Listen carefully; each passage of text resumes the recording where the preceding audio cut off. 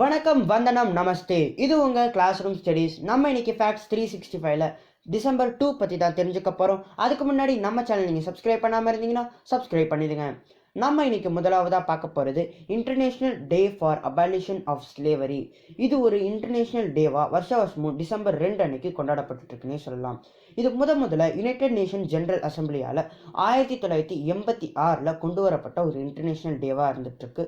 United நேஷன்ஸ்ல ஒரு convention நடந்துச்சு. அந்த கன்வென்ஷன் என்னன்னா suppression of traffic in persons மற்றும் எக்ஸ்ப்ளாய்டேஷன் ஆஃப் ப்ராஸ்டிடியூஷன் அப்படிங்கிற ஒரு கன்வென்ஷனுக்கு எதிரொலியாக தான் இந்த நாள் அமைஞ்சிருக்குன்னே சொல்லலாம். இந்த நாளோட முக்கியமான நோக்கம் என்னன்னா நம்ம உலகத்தில் இருக்கக்கூடிய ஸ்லேவ்ஸ் மற்றும் இந்த ஸ்லேவரி அப்படிங்கிற ஒரு ஆக்டிவிட்டியை முற்றிலுமாக தவிர்க்கும் விதமாக தான் இந்த நாள் உருவாக்கியிருக்காங்கன்னே சொல்லலாம். அடுத்ததாக நம்ம தெரிஞ்சுக்க போகிறது இந்தியாவில் நடக்கக்கூடிய ஒரு இம்பார்ட்டண்டான டேவை பற்றி தான் பார்க்க போகிறோம். டிசம்பர் 2 அன்னைக்கு இந்தியாவில் கொண்டாடப்படுற ஒரு நேஷ்னல் டே தான் இந்த நேஷ்னல் பொல்யூஷன் கண்ட்ரோல் டே. இந்த நேஷ்னல் பொல்யூஷன் கண்ட்ரோல் டேங்கிறது டிசம்பர் 2ல் கொண்டாடப்படுறதுக்கான காரணங்கிறது நம்ம எல்லாருக்குமே தெரிஞ்ச ஒரு கோரமான விபத்தான போபால் கேஸ் ட்ராஜடி. இந்த ஒரு டிசாஸ்டரை நினைவு கூறும் விதமாக தான் இந்த நாள் கொண்டாடிட்டு இருக்காங்கன்னே சொல்லலாம். டிசம்பர் 2 1984 இரவு நேரத்தில் போபாலில் இருக்கக்கூடிய ஒரு கம்பெனியிலேருந்து வெளியிடப்பட்ட அமில வாயு தான் மெத்தில் ஐசோசைனேட் அப்படிங்கிற ஒரு வாயு. இது ஒரு டாக்ஸிக் கேஸாக கருதப்படுது.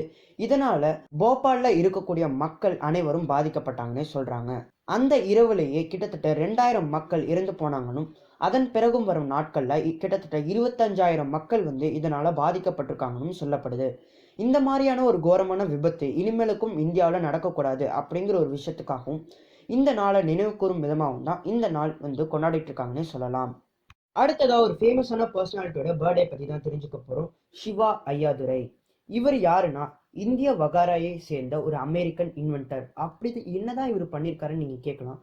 நம்ம இன்னைக்கு பெரும்பாலும் யூஸ் பண்ணிட்டு இருக்கக்கூடிய இமெயில் அப்படிங்கிற ஒரு விஷயத்த கண்டுபிடிச்சவர் இவர் தான். ஆமாங்க, இவர் தான் இன்வென்டர் ஆஃப் இமெயில் அப்படின்னு அறியப்படுது.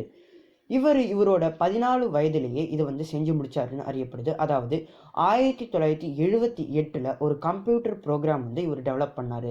அந்த ப்ரோக்ராமோட முக்கியமான நோக்கம் என்னவா இருந்துச்சுன்னா நெட் மற்றும் எலக்ட்ரானிக் விஷயமா யூஸ் பண்ணி ஒரு மெயிலையோ இல்லை லெட்டரையோ சென்ட் பண்ண முடியும் அப்படிங்கிற ஒரு விஷயத்தோட குறிக்கோளை தான் இந்த விஷயத்துல அவர் இறங்கியிருக்காரு. அதற்கு தான் இவர் இமெயில் அப்படின்னு பெயர் சொன்னாரு, அதாவது எலக்ட்ரானிக் மெயில். அதன் பிறகு 1982ல் அதற்கான காப்பிரைட்ஸ் மற்றும் பேட்டர்னை இவர் பெற்றார்னே சொல்லலாம். இன்னைக்கு அவ்வளவுதான். நாளைக்கு உங்களை வேறு ஒரு வீடியோ வச்சு சந்திக்கிறேன். அது வரைக்கும் தேங்க்யூ அண்ட் ஸ்டே டியூன்ட்.